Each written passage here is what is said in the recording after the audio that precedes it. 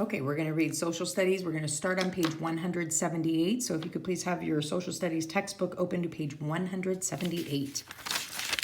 Okay, so we're going to read a little story. This is actually a book called Hannah's Journal. I think I have it in our school library, which doesn't help you at all right now.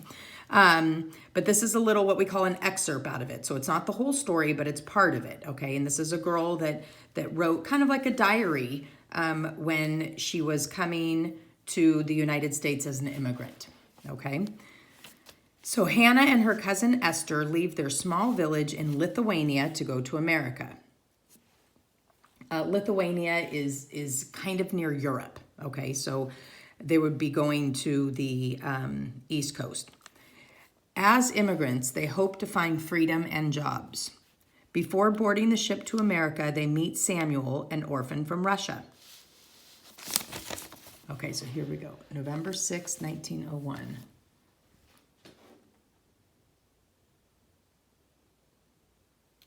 here is Lithuania right there. Okay, so here's Europe.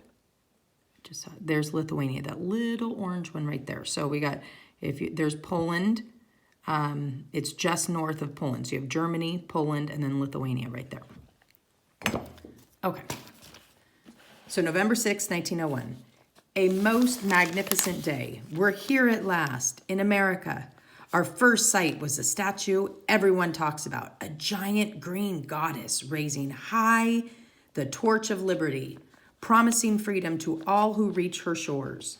And the other arm holds a book. It's a sign that I will get the education is it a sign I will get the education I've dreamed of?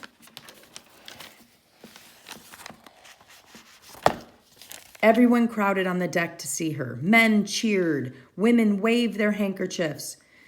Children clapped excitedly. Even Esther, for the first time since the storm, came out to see the famous statue. She looked so thin and pale in the buttery autumn light. I felt terrible for her.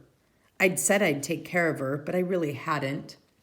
I'd avoided steerage as best I could, leaving her to her misery. I promised myself that in America I'd do better. I'd make sure she was happy and well. As we stood at the rails, a ferry approached our ship. I wished I knew English and could understand what was going on.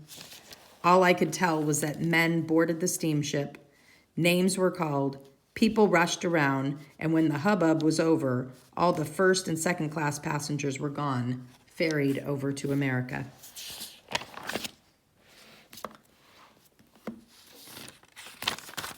Samuel said we must wait for our own ferry, but we wouldn't be taken to America, not yet. First, we had to go to an immigration station on Ellis Island. Ellis Island? I'd never heard of it. But Samuel said it's called the Island of Tears because so many people fail the inspection and get sent back. Another inspection? After coming so far, we could be sent back? I had no idea that was possible. Esther heard the word inspection and all her fears flooded back. I told her not to worry. I would take care of everything. But in my heart, I wondered, what will we do? How can I be sure they will let us in? We had to answer questions even to get off the ship. The inspector asked me if I could read and write.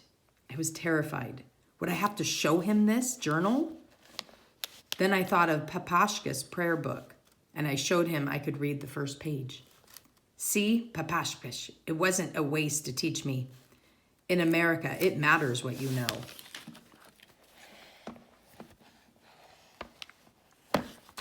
Walking a plank from the large steamship to the small ferry made me nervous, but Samuel joked and tried to turn the crossing into a game. He even got a smile out of Esther, tired and fretful though she was. The ship had been crowded, but that was nothing compared to the numbers on Ellis Island. Now I hear even more languages, Greek, Irish, Italian, Turkish, too many to guess at. Long lines snaked everywhere we looked. We stood and barely moved forward. We weren't even in the building yet. So, and here's an inspection card. So it has a number on it. And immigrants had to wear tags or cards that gave information such as their names. I have some cool pictures of Ellis Island that I'll show you. Okay, I guess that's it for that one. Okay, so good job. In the next lesson, I'll show you the pictures that I have of Ellis Island. Good job.